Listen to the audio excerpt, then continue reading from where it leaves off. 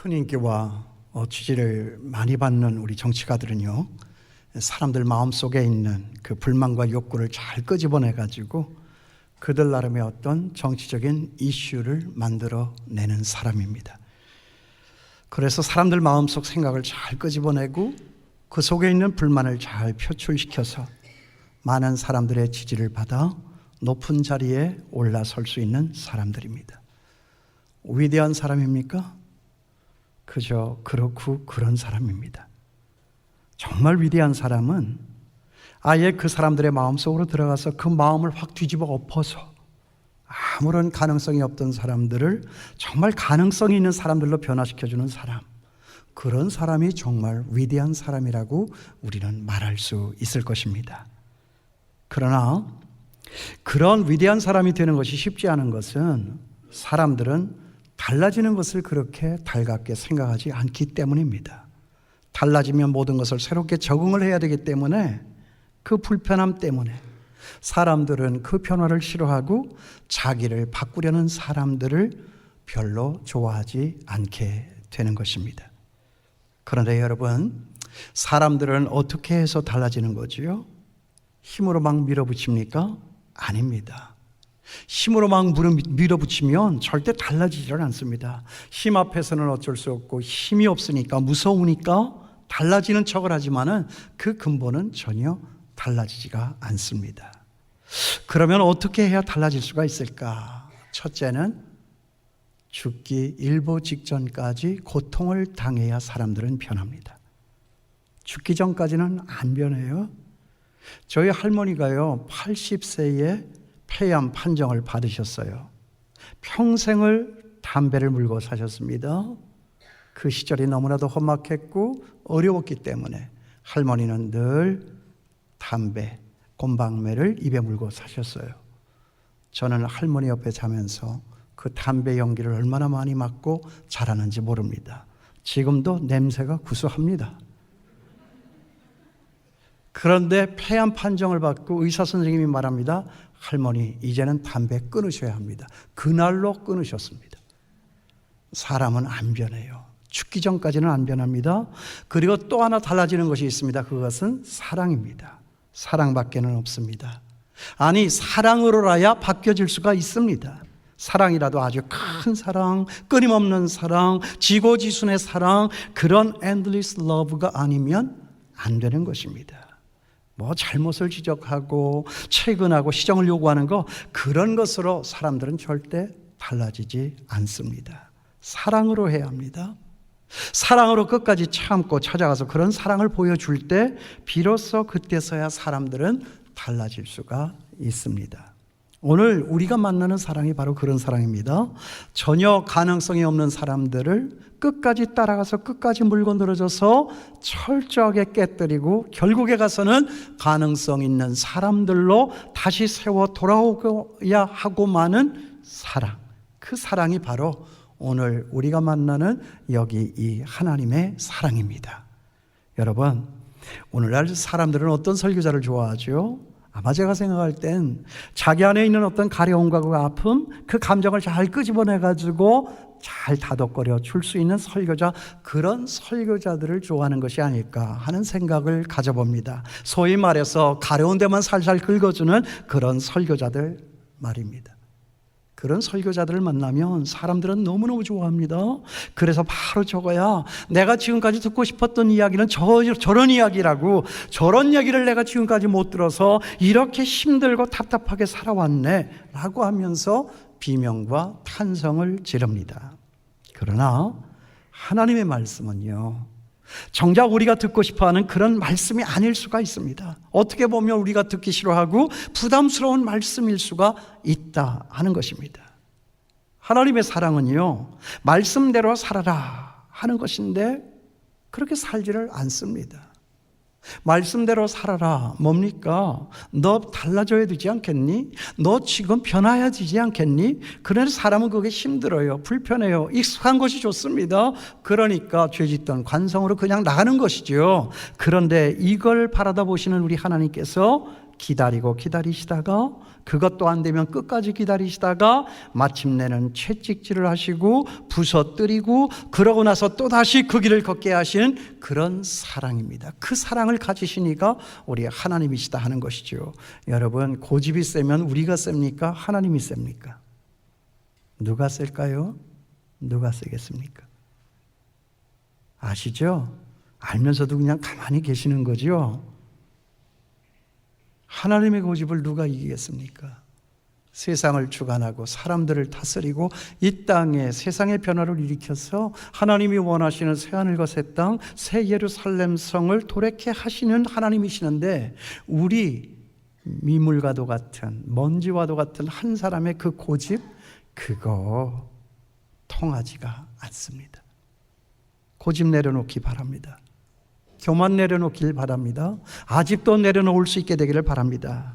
그러니까 정말 하나님은 정말 다시 그런 길로 돌아오라고 끝까지 참으시고 결국에 가서는 부서뜨리시고 아니면 그 왕고집으로서 꺾어놓고야만 하는 하나님이신데, 그런데 사람들은 그것을 부담스러워하는 거예요. 흘려드는 거예요. 지금까지 무사했으니까 내일도 무사할 거라고 그런 착각을 하면서 살아갑니다. 그런데 여러분, 저나 여러분, 오늘 우리는 이 소리 들어야 합니다. 들어야 하겠죠.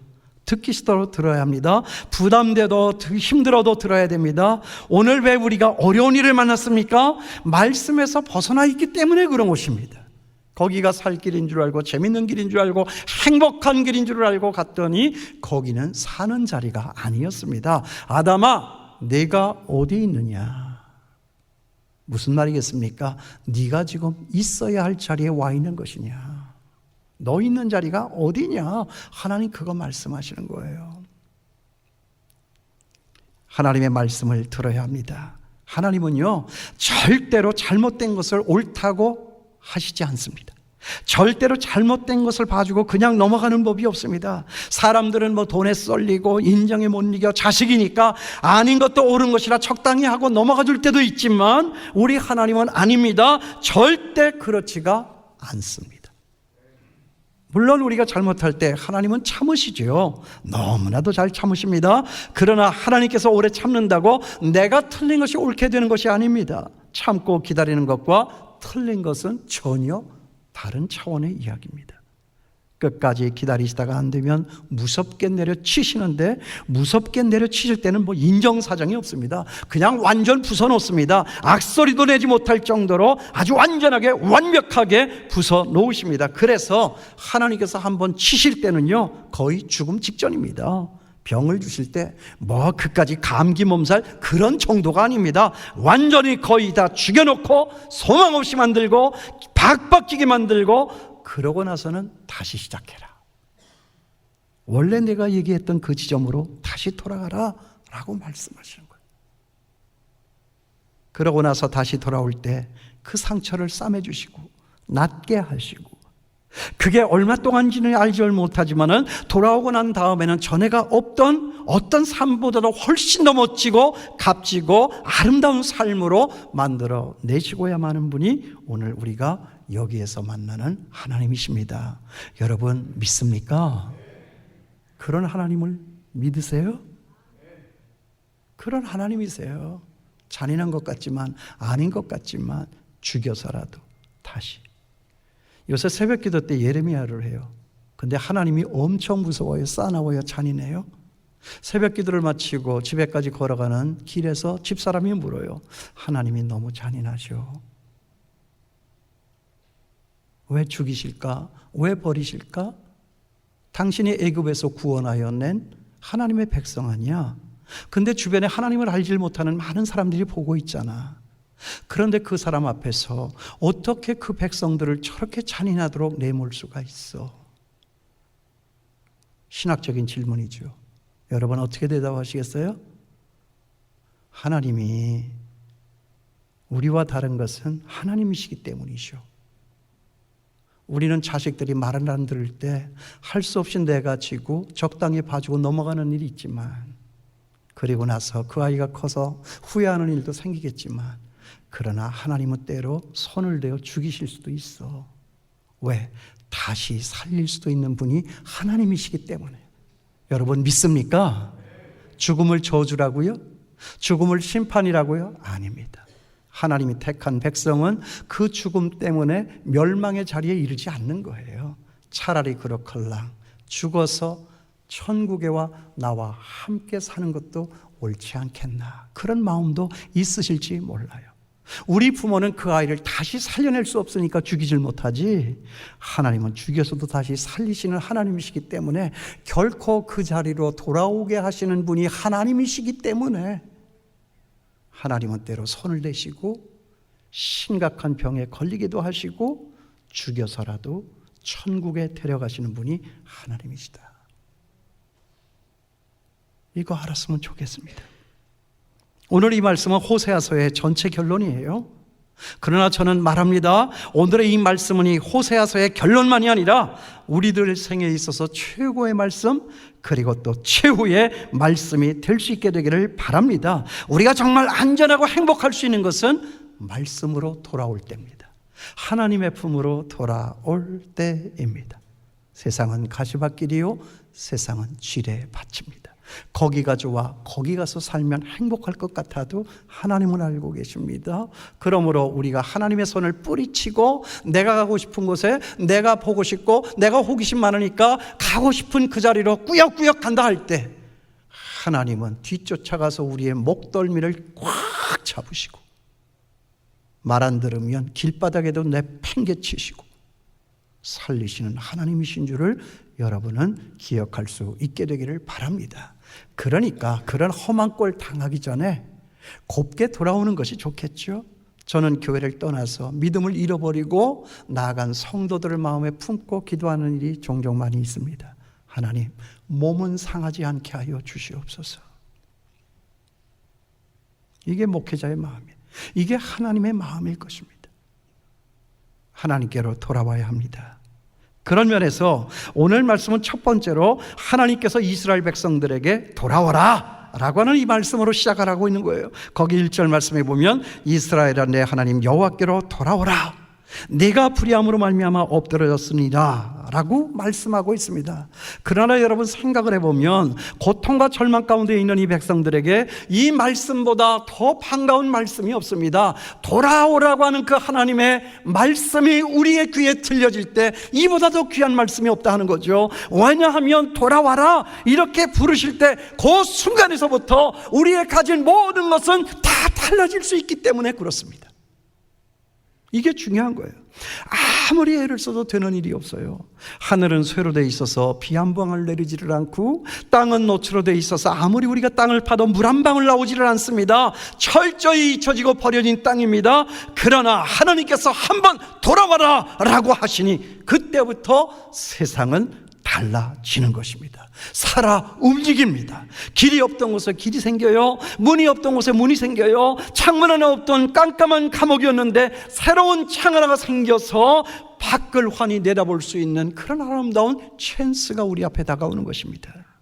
그러므로 하나님의 이 말씀은 위대한 거예요. 하나님께서는 이스라엘 백성들이 철저히 내버려 두십니다. 아무리 노력을 해도 등극하는 왕들마다 다 죽어나가는 나라 망조의 이 상황에서는 어떤 변화도 일어나지를 않습니다. 호세아가 하나님께로부터 돌아와라 라고 하는 이 말씀을 들을 때는 바로 나라가 풍전등화의 위기 가운데 놓인, 이제 곧 바벨론의 포로로 잡혀갈 수밖에 없는 그런 망국의 때였습니다. 아무런 변화가 없어요. 그런데도 사람들은 살 수 있겠거니 이렇게 저렇게 마음으로 달력하고 있던 바로 그때입니다. 그런데 어느 한순간에 호세아 선지자를 통하여서 이스라엘아 내 하나님께로 돌아오라 라고 하는 이 소리가 들리는 거예요. 그러자 이스라엘은 달라지기 시작하는 겁니다. 아무리 애를 쓰고 농사짓고 장사하고 하나님을 찾고 종교적인 열정으로 덤벼들어도 일이 되는 일이 없었습니다. 아니 일이 안 돼도 어떻게 그렇게 안 되는 일이 많습니까? 취직이 되지를 않아요. 사업이 되지를 않습니다. 재수를 해도 안 됩니다. 건강이 좋지를 못합니다. 내 자식인데도 내 맘대로 되지가 않습니다. 대통령을 아무리 바꿔봐도 되지 않습니다. 그런데 어느 날 하나님의 말씀이 임하니까 새로운 길이 열리고 담 같은 데도 막 문이 생기고 창문도 대문도 막 열리고 막 변화가 일어난다 하는 것이죠. 하나님의 말씀, 이 한 말씀이 이렇게 위대하다 하는 것입니다. 위대한 사건이 일어나는 것은 위대한 하나님 나타나시고 위대한 하나님의 말씀이 전파될 때 그 말씀을 들을 수 있는 그 사람의 귀가 있을 때 위대한 일이 일어나는 거예요. 들을 자, 들을 게 있는 자는 들을지어다. 오늘 그 음성 들으실 수 있게 되길 바랍니다. 돌아오라, 너희들은 돌아오라. 이 말씀 한마디가 우리의 삶을 뒤집어 놓잖아요. 문제는 우리가 이 말씀을 들을 수 있느냐 없느냐 하는 것에 대한 문제입니다. 여러분 들리십니까? 들을 수 있게 되기를 바랍니다. 코로나 팬데믹으로 갇혀 사는 우리, 이제는 우리 열려야 되지 않겠습니까? 그런데 그 열리는 조건이 무엇입니까? 돌아와야 하는 것입니다. 다른 거 필요 없어요. 거적대와 같은 손을 펴서 주여 내가 여기 돌아오나이다. 내가 주 앞에 죄를 지었나이다. 자격이 있어. 아름다운 것 있어. 내가 살 수 있는 것 아닙니다. 주여 나를 살려주시옵소서. 나도 돌아오고 너도 돌아오고 우리 집의 자녀들도 돌아오고 그리고 이 나라 이 백성들도 돌아오고 다 돌아와야 하는 것입니다. 그런데 여러분 그 돌아오는 것은 어디서부터 돌아오는 거예요? 불의한 것에서부터 돌아오는 거예요. 하나님을 떠나서 내 마음대로 살았던 그 불의함으로부터 돌아오는 것입니다. 거기 1절 다시 보세요. 이스라엘아 내 하나님 여호와께로 돌아오라. 네가 불의함으로 말미암아 엎드러졌느니라.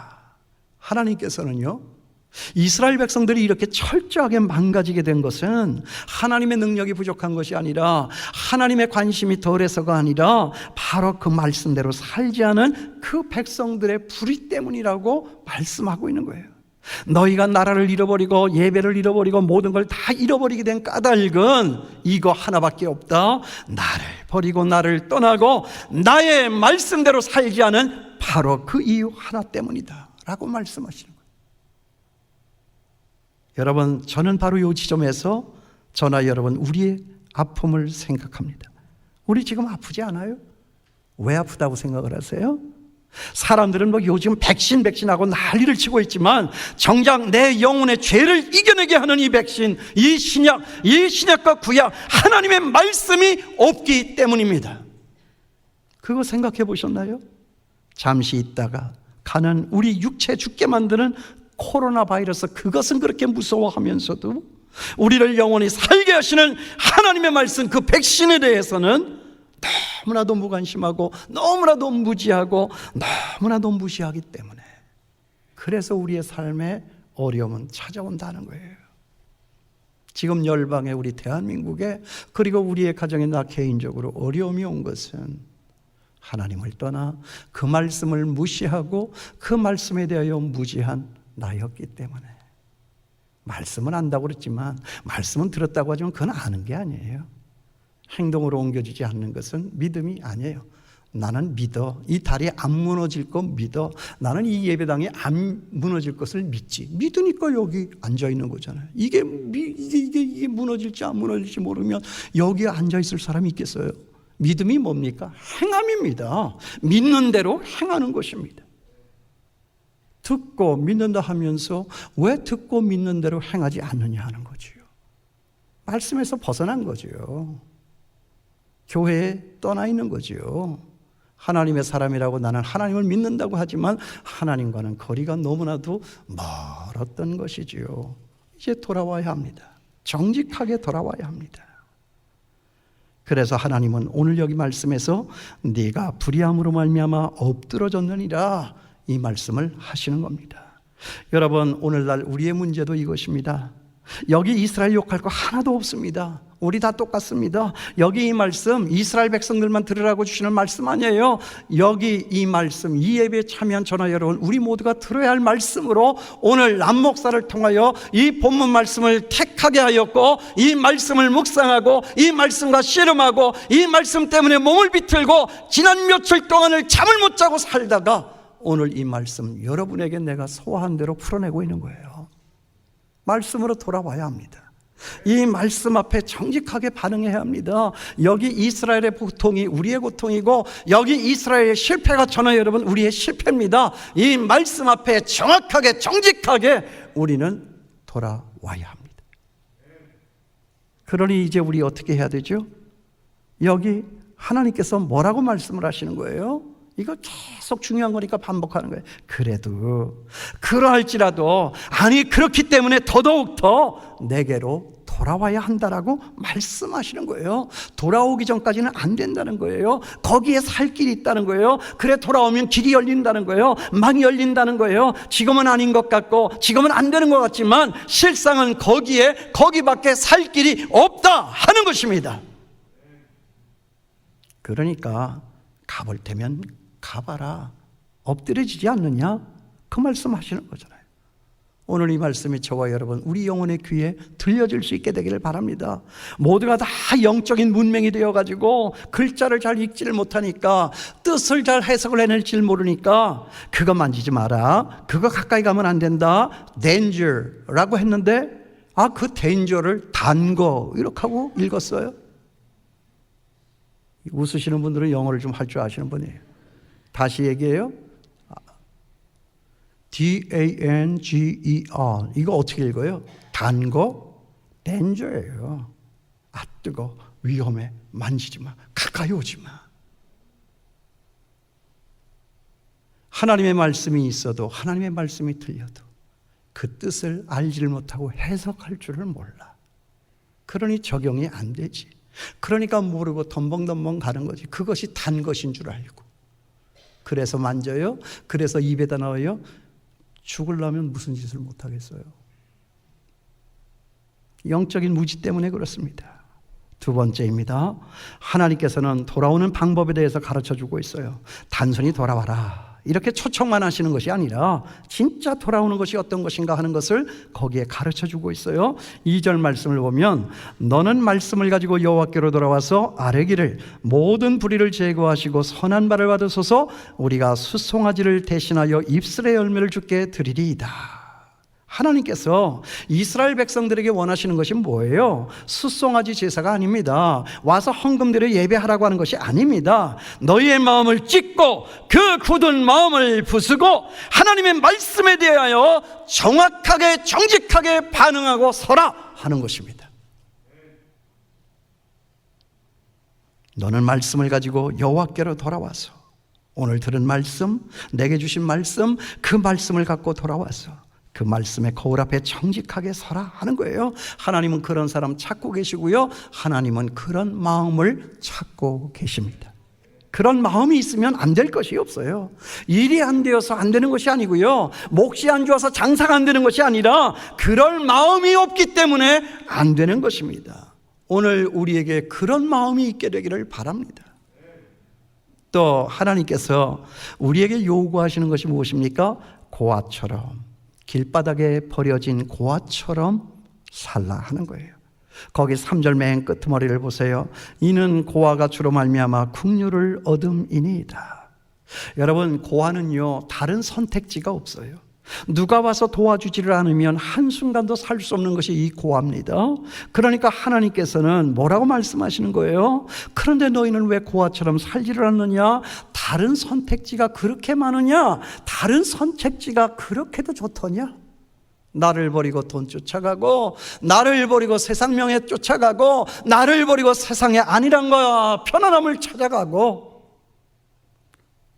그렇게도 너희는 살 빵도 다른 선택지가 많으냐? 내가 너희를 보고 있다. 고아처럼 살아라. 주가 아니면 안 됩니다.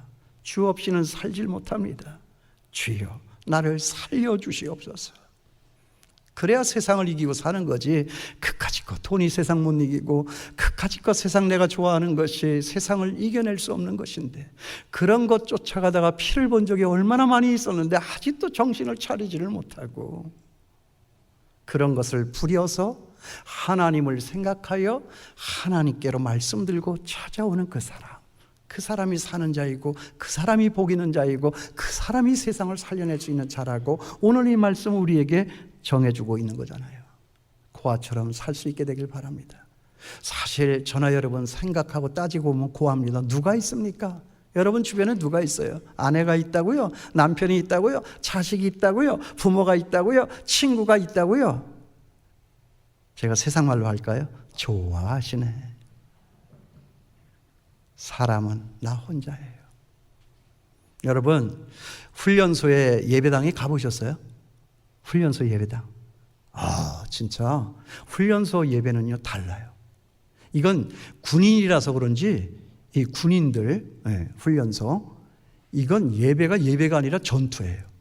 그 찬송도 막 전투하듯이, 기도도 막 전투하듯이, 내 주를 가까이 하게 하면, 곡조가 없어, 멜로디가 없어. 그냥 악을 파락파락 쓰는 거예요. 몸을 비틀면서 상을 찡거리면서 그러면서 그냥 애들이 그냥, 이야, 저것들이 언제 저렇게 믿음이 좋았나. 군대 다 가야 돼. 그런데 여러분, 왜 그런 줄 아세요? 왜 그런 줄 아십니까? 저도 경험한 것이지만 군대에 홀라당 들어갔더니 내 주변에 아무도 없는 거예요. 엄마 아빠의 손을 놓고 집을 떠나왔으니 그들 모두가 다 그 순간을 뭐라고 기억하는 거예요? 고아의 순간이라고 기억하는 거예요. 엄마 아빠가 지금까지는 밧줄인 줄 알았어요. 큰 성벽인 줄 알았어요. 그런데 썩은 동아줄이에요. 결정적인 순간에 내 손을 놔버리는 거예요. 결정적인 순간에 내 주변에 없는 거예요. 그래서 아무짝에도 쓸모가 없는 썩은 동아줄로 변해버린 거예요. 그러니까 하나님 앞에 하나님밖에 없으니까 거지와 같은 손을 펴서 울면서 불면서 눈물인지 콧물인지 알 수 없을 정도로 정말 악을 팍팍 쓰면서 찬송을 부르고 부르짖어 기도하는 거예요. 그게 군대 간 우리 아이들의 모습이에요. 고아처럼 사는 거죠. 그 힘으로 사는 거예요.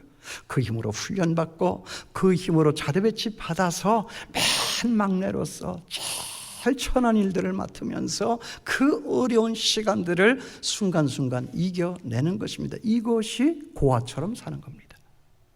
살 수 있어요. 넉넉히 살 수 있습니다. 여러분, 우리 다 고아예요. 버티면 버틸수록 우리 인생이 고달픈 거예요. 허무합니다. 후회합니다. 하나님 품이 좋은 것입니다. 아니, 하나님 품 밖에는 없는 것입니다. 전도를 하다가 보면 이런 사람들을 만날 때가 있어요. 절 보고 예수 믿으라고요? 너무 따분합니다. 저는 아직 젊어요. 세상에 재미있는 것이 얼마나 많은데, 이 다음에 혹 내가 죽을 때가 되면 그때 가서 좀 보자고요. 그러면 제가 이렇게 도전을 합니다. 너무 따분하다고요? 그러면 당신이 생각하는 그런 재미있는 세상이 우리를 그토록 재미있게 살도록 그냥 내버려 둡니까? 우리 인생 지뢰밭이에요. 누구도 안전할 수 없어요. 누구도 자신할 수 없습니다. 바른 길을 가게 하시고 모든 것을 이기게 하시는 하나님이 우리가 믿는 하나님이십니다. 형제요, 오해하지 마세요. 자매요, 후회도 하지 말아요. 세상에서도 치질이 고생하며 살다가 죽어서도 지옥에 가는 그런 인생이 되지 않게 되기를 바랍니다. 이 멘트는요, 제가 우리 어머니 88세에 마지막으로 전도할 때 써먹었던 얘기예요. 엄마가 그때 수술을 했어요. 그리고 각반을 차고 침대 끄트머리에 혼자 앉아있어요. 명절이 돼가지고 다 식구들은 저 거실에 나와서 앉아있고 음식 준비하고 그러는데 엄마는 아프니까 누워있다가 깝깝하니까 겨우 밖이 궁금하기도 하고, 그러니까 이제 겨우 침대 끄트머리에 이렇게 걸터 앉은 거예요. 제가 엄마 생각이 나서 방문을 열고 들어갔어요. 엄마를 보니까 너무 불쌍한 거예요. 그래서 거기에 끄트머리에 앉아있는 엄마, 내가 무릎을 꿇고 그 무릎을 만지면서, 엄마, 우리 예수 믿자. 고생 많이 했지. 우리 엄마 고생 많이 했잖아. 내가 난 자식 키우지 않느라고 얼마나 고생 많이 했어. 엄마 생각해봐. 세상에서도 이렇게 치질이 고생하며 살다가 죽어서도 천국에 가질 못하고 지옥에 가는 게 그렇게 좋아? 엄마, 우리 예수 믿자. 우리 엄마 예수 믿자. 예수 믿으면 지옥과 같은 세상, 천국에 살 수 있는 힘이 생기고 죽어서도 영원한 천국에 살 수 있는 나라가 우리 예수 믿는 사람들이 갈 수 있는 나라야. 돌아와야 돼요. 88세 난 아무리 경험이 출중한 엄마, 노인이라 할지라도 돌아와야 삽니다. 돌아오면 살 수 있습니다. 하나님은 이렇게 사는 저나 여러분 우리에게 축복을 주십니다. 시간 많이 갔으니까 우리 한번 이거 같이 읽고 마치도록 하겠습니다. 4절에서 8절. 자, 이스라엘 백성들이 돌아오면 우리 하나님께서 어떤 축복으로 너희와 함께 할 것이다 약속을 하시는가 한번 잘 보세요. 이 약속이 여러분의 약속이 되고 이 약속이 우리의 살아있는 날 동안에 성취되는 아름다운 기쁨이 있었으면 좋겠습니다. 저는 이거요 한 20번도 더 읽은 것 같아요. 같이 한번 읽습니다. 천천히 뜻을 생각하면서 4절부터 우리 한 목소리로 읽습니다. 내가 그들의 반역을 고치고 기쁘게 그들을 사랑하리니 나의 진노가 그에게서 떠났음이니라. 내가 이스라엘에게 이슬과 같으리니 그가 백합과 같이 피겠고 레바논 백향목같이 뿌리가 박힐 것이라. 그의 가지는 퍼지며 그의 아름다움은 감람나무와 같고 그의 향기는 레바논 백향목 같으리니 그 그늘 아래에 거주하는 자가 돌아올지라. 그들은 곡식같이 풍성할 것이며 포도나무같이 꽃이 필 것이며 그 향기는 레바논의 포도주같이 되리라. 에브라임의 말이 내가 다시 우상과 무슨 상관이 있으리요 할지라. 내가 그를 돌아보아 대답하기를 나는 푸른 잣나무 같으니 내가 나로 말미암아 열매를 얻으리라 하리라. 기도하겠습니다.